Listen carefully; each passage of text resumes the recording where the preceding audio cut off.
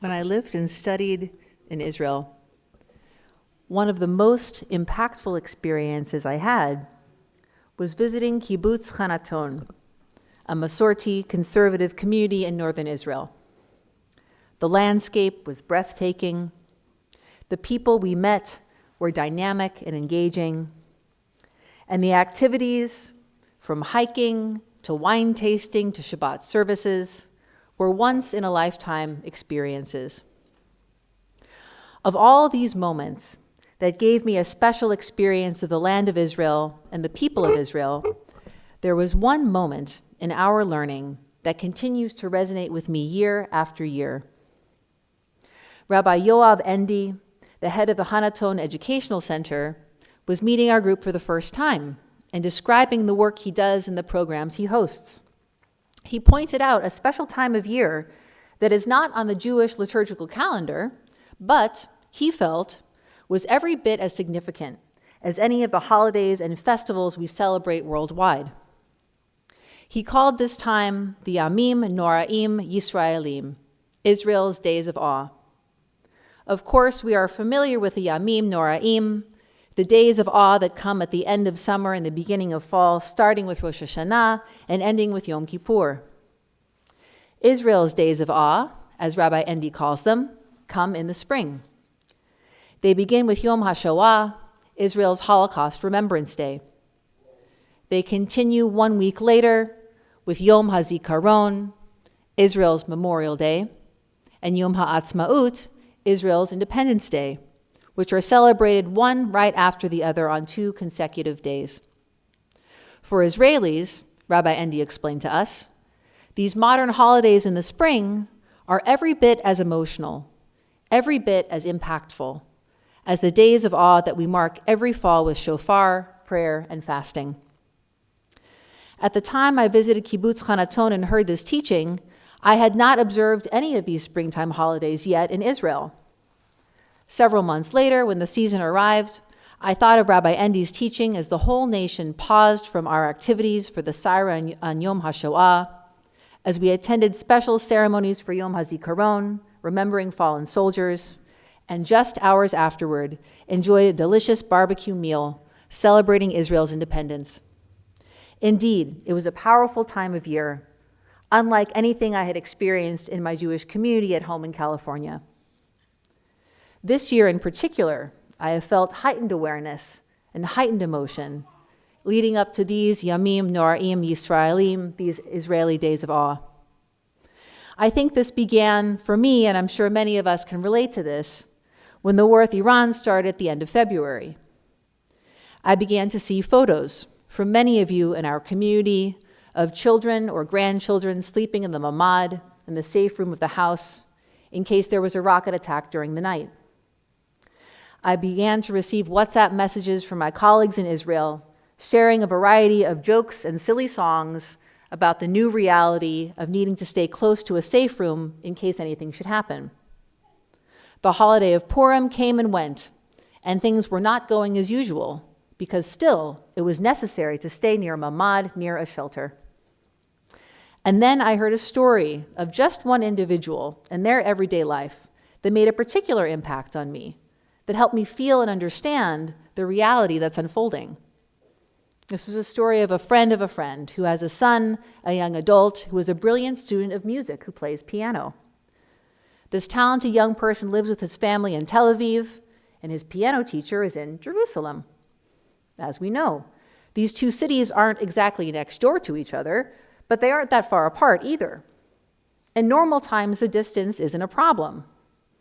But now, with the potential of rocket attacks at any time, travel is not simple. At any point while on the road, a warning siren could sound, and driver and passengers would need to pull over and seek shelter. Strictly speaking, this does not make travel impossible, but it very much makes travel different. And this young piano student was struggling personally in his life as a result of not being able to see his teacher and practice his craft in the way he normally could. Here in our Dat Shalom community, many of us have friends and family in Israel. We hear these stories all the time. Our own experience is shaped by these stories, by our experience of being there for our family and friends, receiving the WhatsApp messages and photos all the way over here in Artsot Habrit. And we know the essential axiom, of course, 2 Jews, 3 opinions. On any topic, on any question, Jews disagree. And this, of course, includes political topics. Jews perhaps famously disagree. Just last night at our Shabbat dinner, I was speaking with someone about a particular demographic within the Jewish community and how their political opinions are thought to be monolithic. And I shared personal experiences of conversations I've had demonstrating this is not, in fact, the case. So I'll share one more story, not to promote an ideology, not to obliquely reveal what I think is a correct way of seeing things. I share the following story simply because it struck me and because it moved me. And if it doesn't strike you and move you in the same way it struck me and moved me, please feel free to let me know your opinion or opinions at Kiddush. So recently, I was speaking with an Israeli friend who has been living here in Los Angeles for about 25 years. It was the end of spring break, of Passover break, and we were chatting as we were preparing to get back to the normal routine of activities. How are you? We said to one another. How is your Pesach? Now, this friend of mine is tough, of course. She was in the army. Acknowledging that things are hard is not something she's in the habit of doing. And she said to me, things are heavy. It's a heavy time. She told me about her family back home celebrating Pesach, how they decided to drive to visit people and they had to stop along the way and take cover. And she acknowledged she feels far away from home here in America, that it is obvious to her that Americans don't see the situation the same way that she does. She feels like she doesn't want to say anything. And she quoted the line from the Haggadah, B'chol dor vador omdim aleinu lachalotenu. In every generation, there are those who stand against us and try to wipe us out. And she continued and said, this year at our Seder, we said that line loud. It's a heavy time. No matter where we sit, either in the world or on the political spectrum, it's a heavy time. My friend continued and spoke about the Yom HaAtzmaut holiday coming up. She said that communities and towns in Israel are canceling their usual public Yom HaAtzmaut celebrations this year. First of all, she said, it's expensive. And moreover, she continued, it's hard to get out and gather with things the way they currently are. Like so many of these conversations that I've had, that we've all had, we didn't exactly wrap it up neatly. We just kind of acknowledged that this is how it is. And we kept going with our days. We put one foot in front of the other because we are still here. Our Haggadah reads, in every generation there are those who stand against us and try to wipe us out, and the Holy One, blessed be God, saves us from their hand. Here in our Adat Shalom community, we are celebrating Yom HaAtzmaut with zeal and fervor, with olives and pickles and hummus and pita and falafel. Now, some of you already know that among the many responsibilities I have as senior rabbi is to act as mashgicha for our campus to ensure that the food we serve is kosher. And if you've ever learned about the operation of a Jewish kitchen, for example, at summer camp, you know that one key aspect of this is receiving all the food deliveries.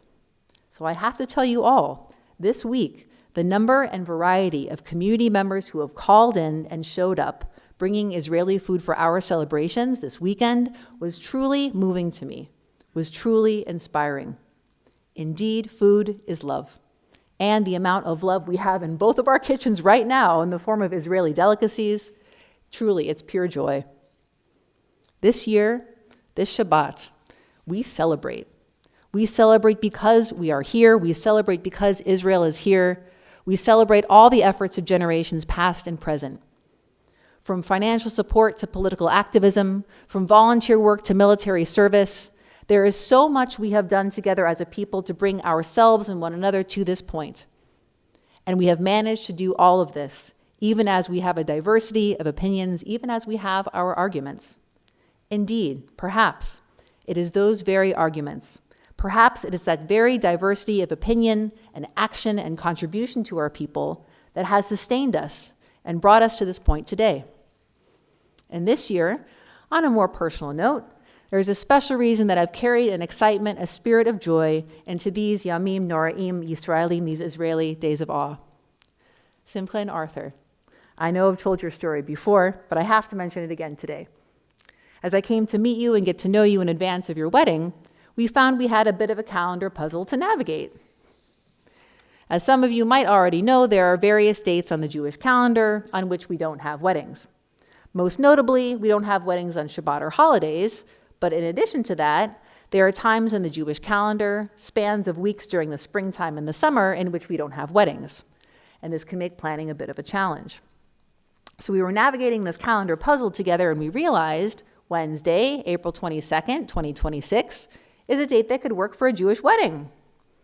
At this time of year, during the counting of the Omer, traditionally we refrain from weddings, and our Yamim Noraim Yisraelim, our Israeli days of awe, fall during this Omer counting time as well. But within this 7-week stretch of Omer counting, of refraining from weddings and other celebrations, there are a couple of days that are like holidays, that are times of joy, and Yom HaAtzmaut is one of them. Ever since the modern state of Israel was established, that is for the past 78 years, the 5th day of the month of Iyar, the birthday of Israel, has been a day of celebration on which weddings are permitted.